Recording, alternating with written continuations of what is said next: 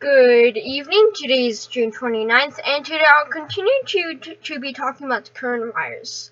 So the first piece of news I'd like to talk about is the state where I live in California. Early in the outbreak, California emerged as a leader in fighting the spread of the coronavirus.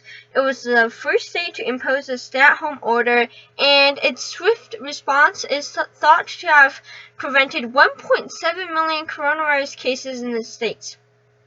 For months, it seemed that California was weathering the storm relatively well despite its large population. However, over the last week, things have changed. The state's case count has exploded, reaching 200,000 infections. Governor Gavin Newsom has rolled back reopening plans. Officials in Los Angeles County are projecting that they may run out of hospital beds in 2 to 3 weeks. So now let's just think about what went wrong for California.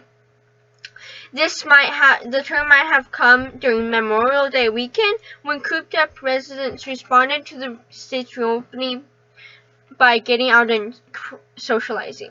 Hospitalizations in the state began accelerating around June 15th, which, given the incubation period of the virus, points to holiday barbecues, beach trips, and graduation parties as potential culprits. Californians had also not yet felt the trauma of having their hospitals overloaded, so many saw reopening as just going back to life as it was before the pandemic. There are also other factors as well, including a complex patchwork of rules that can change from county to county. State and local officials say that people have recently been letting the guard down, and they've been gathering with family members, and they've been going to bars and restaurants. But the problem is that officials are letting bars and restaurants open, so this may also just be an extremely complex process. I think with July 4th and Independence Day coming up, Californians really should avoid going out, as we have already seen the damage from Memorial Day weekend, and if more people go out during Independence Day, then it's going to be even worse. I think another factor that can be taken into account is the protests. So, the county where I live in, Santa Clara County, was the first county in the United States to impose a stay-at-home lockdown. This probably worked extremely well because right now I think Santa Clara County has seen extremely few cases, and most of the cases in California are targeted in the Los Angeles region.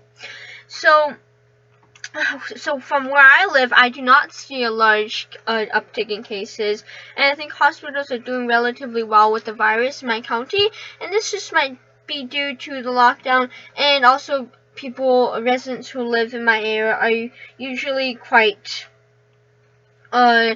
self-aware of the virus and will take precautions and masks.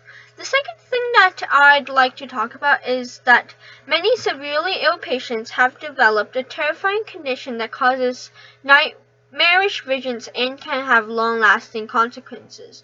Known as hospital delirium, the phenomenon, which was observed mostly in older people before the pandemic, has struck COVID-19 patients of all ages. Reports suggest that about 2/3 to 3/4 of virus patients who end up in intensive care units, even for relatively short stays, have experienced the condition. The hospitalization often provides the perfect combination of elements: long stints on ventilators, heavy sedatives, poor sleep, and minimal social interaction. So these all in all combined might have caused this hospital delirium. Delirium takes two forms: hyperactive, which leads to paranoid hallucinations and agitation, and hypoactive, which causes internalized visions and confusion. Some people experience both, which is perhaps very scary. Recovered virus patients have described thinking they were being abducted or burned alive. Even after the visions go away, the condition can slow the healing process and increase the risk of depression or post-traumatic stress.